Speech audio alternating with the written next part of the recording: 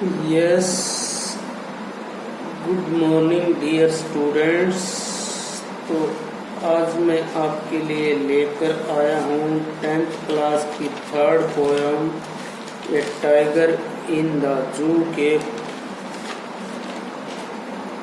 3 stanzas for comprehension. So first stanza is start. He stalks in his wide strips the few steps of the cage. He stalks in his wide strips the few steps of his cage on pad of velvet quiet in his quiet rage. यानी ही stocks mean होता है चलना। In his एक बार Hindi translation कर देता हूँ। वैसे पहले हिंदी ट्रांसलेशन हम कर चुके हैं, करने के कॉम्प्रिहेंशन के पैसेज ही है, परंतु एक बार हिंदी रीड कर देता हूँ जल्दी जल्दी। Stocks in his weaved strip होता है विभिन्न प्रकार की धारियाँ। हिज वीव्ड स्ट्रिप से विभिन्न प्रकार की धारियाँ। स्टॉक्स मीन होता है चलना, धीरे धीरे चलना। वह अपनी विभिन्न प्रकार की धारियों के साथ साथ धीरे धीरे चलता है। The few steps of his cage, और अपने पिंजरे में कुछ कदम इधर उधर चलता है। On pad of velvet quite, से अपने मखमली पैरों के साथ। On pads of velvet quite होता है मखमली पैरों के साथ चलता है। इन हिज क्वाइट रेज, और वह थोड़ा बहुत इन हिज क्वाइट रेज, वह अपनी गुस्से में भी है। तो फर्स्ट क्वेश्चन की हिंदी बता देता हूँ, फिर आंसर की हिंदी बता देते हैं। Name the poem and the poet, कविता और कवि का नाम बताओ। The name of the poem is, पूरा सेंटेंस ऐसे लिखना चाहिए। The name of the poem is, इसमें जैसे लिखा हुआ भी है। The name of the poem is a tiger in the zoo. The name of the poet is Leslie Norris. ठीक है, सेकंड क्वेश्चन है इसका। What physical quality of the tiger have been mentioned here. What physical quality, शारीरिक गुण। Physical quality शारीरिक गुण।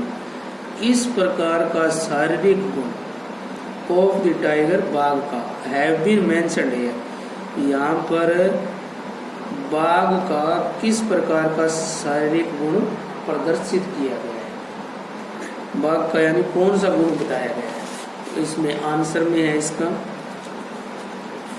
The tiger has weaved strips and velvety पॉ। Tiger के शरीर पर विभिन्न प्रकार की धारियां हैं। एंड वेलवेटी पॉ, और मखमली गद्देदार उसके पैर हैं। ठीक है, next question. How does the tiger feeling in his cage? How is the tiger feeling in his cage? अपने पिंजरे में बाघ कैसा महसूस कर रहा है। How is the tiger feeling in his cage? अपने पिंजरे में बाघ कैसा महसूस कर रहा है। कैसा महसूस कर रहा है भाई, तो बहुत ही ऐसा है महसूस कर रहा है, गुस्से में। तो थर्ड क्वेश्चन का आंसर है, थर्ड क्वेश्चन का आंसर है अपना, the tiger is in rage but is quiet. बाघ बहुत ही गुस्से में है, बट इज क्वाइट, परंतु बिल्कुल ही शांत है। ठीक है, next question.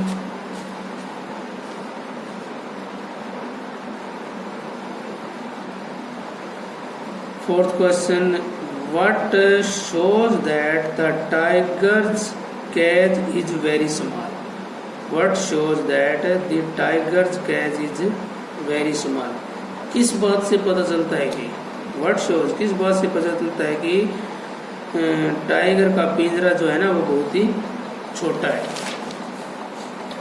The cage is, इसका आंसर है The cage is so small that the tiger can talk only a few steps in it. Few steps से पता चलता है, मतलब इसमें है ना ही few step of the cage, यानी थोड़े से कदम चलता है, थोड़े से कदम, पिंजरा छोटा है तभी थोड़े से कदम चलता है. तो the cage is so small that the cage is so small that the tiger can take only a few steps in it. The tiger is so small that the tiger can take only a few steps in it. पिंजरा इतना छोटा है कि वह उसमें कुछ ही कदम में चल सकता है, यानी बहुत ज़्यादा दूरी तक नहीं चल सकता. तो ये फर्स्ट स्टेंजा हो गया. सेकंड स्टेंजा देखते हैं इसका. He should be lurking in shadow, sliding through long grass, near the water hole, where plump deer pass. मतलब he should be lurking in shadow,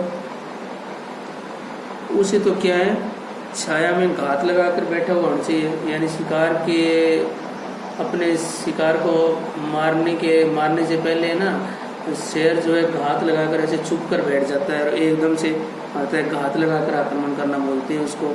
he should be lurking in shadow, उसे छाया में घात लगाकर बैठे हुए होना चाहिए.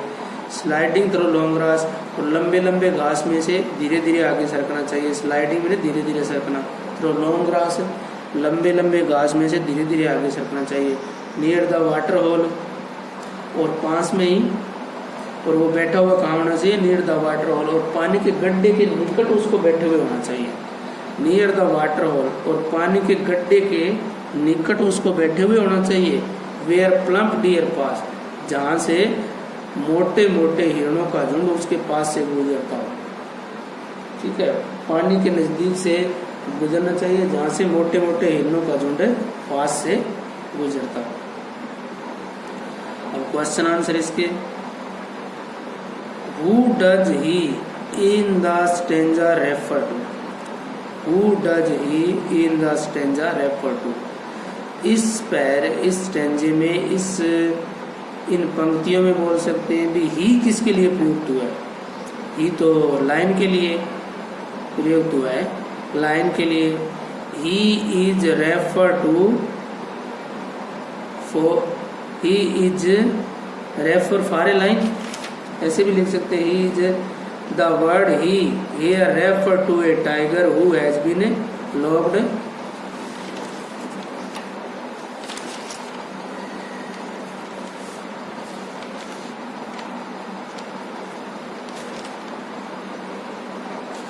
इसका आंसर है who does he in the stanza refer to. First का आंसर इसमें दिया हुआ है. The word he here refers to a line, to a tiger. The word he here refers to a tiger. यहाँ पे जो ही है ना, वो एक टाइगर के लिए प्रयुक्त हुआ है. Who has been locked in the zoo, जो कि एक चिड़ियाघर के पिंजरे में बंद है. ये है इसका answer. The word he here refer to a tiger who has been locked in a zoo. Second question. Why would he be lurking in shadow, उसे छाया में घात लगा के बैठे हुए क्यों होना चाहिए. Why would he be lurking in shadow. Why would he lurking in shadow? He would be lurking in shadow so that, उसे घात लगाकर छाया में बैठे हुए होना चाहिए. क्यों. His prey cannot know that he is here. उसे घात लगाकर क्यों बैठे हुए होना चाहिए. उसे घात लगाकर इसलिए बैठे हुए होना चाहिए क्योंकि उसके शिकार को इस बात का पता नहीं चले. Next question.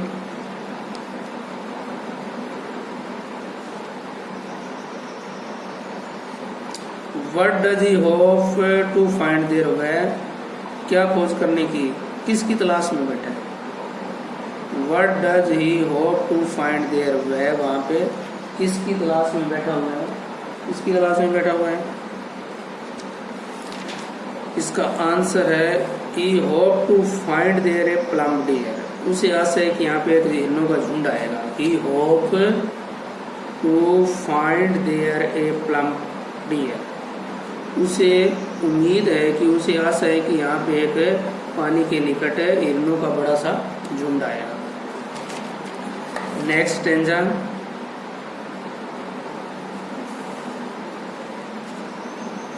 Third stanza, he should be snarling around houses. He should be snarling around houses at the jungle's edge, bearing his white fangs, his claws, terrorizing the village. He should be snarling around houses at the jungle of the edge. उसे जंगल के किनारे घरों के पास बुराते हुए होना चाहिए। जंगल के किनारे पे जो घर है ना, उनके पास बुराते हुए होना चाहिए। He should be snarling around houses at the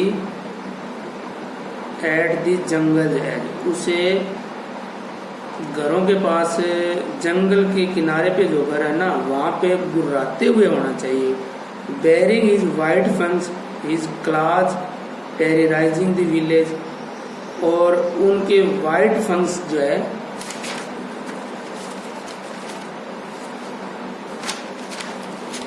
निकुले दांत, वाइट फंक्स, सफेद दांत।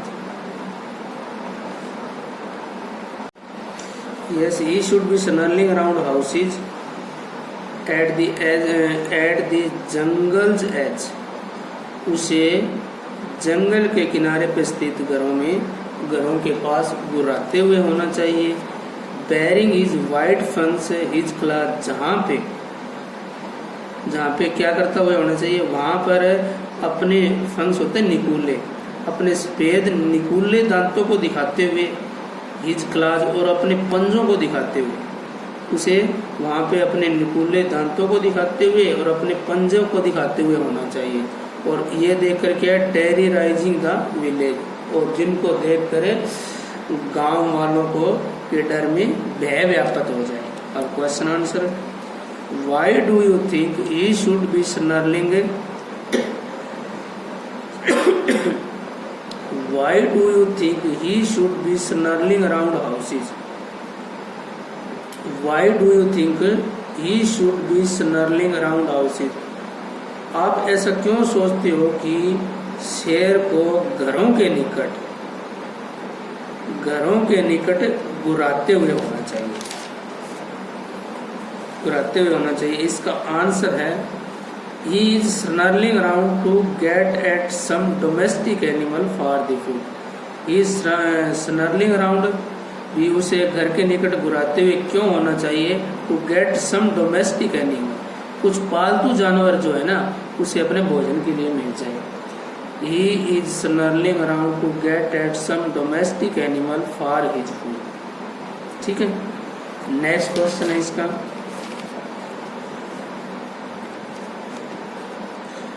What does he do while moving at the jungle's edge? What does he do while moving at the jungle's edge? जंगल के किनारे पे, why does he do while moving at the jungle's edge? जंगल के किनारे पे घूमते हुए उसे क्या करना चाहिए? जंगल के किनारे पर घूमते हुए उसे क्या करना चाहिए भी? चलो देखते हैं इसका। He shows his white fangs, उसका अपना सफेद निकूले दांत और अपने पंजों को दिखाते हुए होना चाहिए। He shows his white fangs and his claw as he growls and moves along the jungle edge. ये उसे इतना ही आंसर इसका बहुत है। He shows his white fangs and his claw. He shows his white fangs and his claw. इतना answer इसका सही है। Next question, how do the villager feel and why? उनको देखकर, उनके पंजों को और उनके दांतों को देखकर गांव वालों को क्या महसूस होता है और क्यों महसूस होता है? तो उन गांव वालों को क्या महसूस होता है? द विलेजर फील टेरिफाइड, गांव वाले ये देखकर बहुत ही भयभीत हो जाते हैं। Because they can hear the tigers running around their house, क्योंकि वे अपने घर के आसपास बाघ के गर्जने की आवाज को सुन के बहुत ही डर जाते हैं। The villagers feel terrified because they can hear the tiger snarling around their house। so ये थर्ड का आंसर है। How do the villager feel and why? The villagers feel terrified because they can hear the tiger snarling around their house। so thanks।